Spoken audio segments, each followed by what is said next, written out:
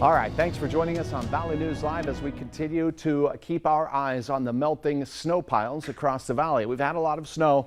Well, we have some unsettled weather to talk about as well, heading into our valley flood alert. And again, we have some overland flooding taking place out there, meltwater kind of working its way into the ditches and streams and tributaries. And not everything's flowing smoothly yet, folks, right? Because we do have some ice in the ditches and snowbanks to help the water move along. But at any rate, Lisa, thank you for your photos, and your feedback is really important, by the way, knowing what's going on. I have heard from some people saying water up here in northern Minnesota soaking right into the ground as it melts as well. Remember, we ended the fall on a dry note. So a couple of things that you can do, though, to help and make sure that you're ready at home.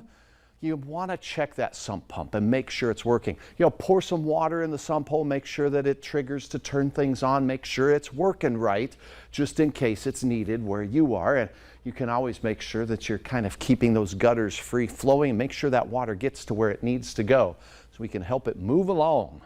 All right, speaking of moving along, our spring is starting quickly to melt the water. And now we talk about some thunder showers in our forecast. Locally heavy rain could have impacts on the local rivers and watersheds where that rain falls. So we'll have more on that in a second. 47 at Hector, 10-mile-per-hour winds, but from a northerly direction today, cooling things off for many.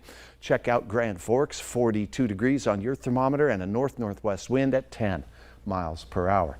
Woo-wee! Look at these temperatures. 44 in Minot. We have 39 still in Oaks as things remain a little bit on the cool side, but check out Sioux Falls to Minneapolis. That's where the heat bubble went, folks. And here's a look at temperature change over the last 24 hours, and it is 30 degrees colder in Hettinger compared to yesterday at this time. All right, we'd have some showers of rain in eastern Montana moving up through the oil patch. Nothing too heavy yet.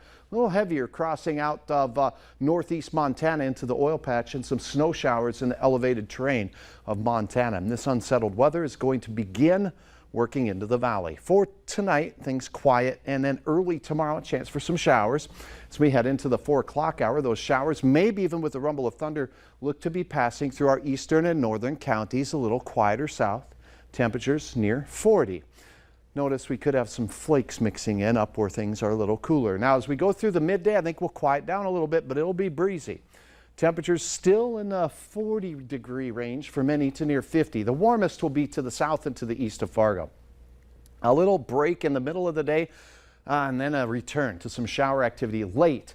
Some scattered showers of thunder Thursday night will lead to a more pronounced system working its way out of the Rockies and into our area. Look at that rain in the early hours of Friday making its way through. But wait, there's more heading into the late day on Friday. So several rounds of passing showers, rumbles of thunder, delivering a little rain to different areas each time. We hope that's the case, actually, as opposed to training in one area or along one track, if you will. Now, the blue colors that you see that are a little more prominent here, 1/10 to 3/10 of an inch seems to be highly possible.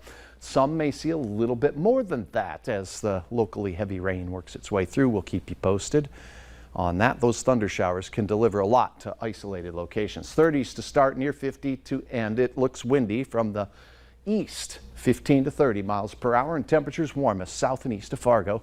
A little cooler again tomorrow off to the west. Temperatures continue their cooling trend as our wet weather continues, mixes with and changes to white weather for some, particularly north on Saturday.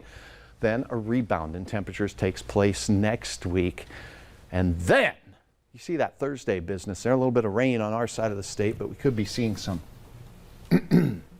frozen precipitation for some. We'll keep you posted on that. It's a little early in the game to get too excited. Are you excited? I'm so excited.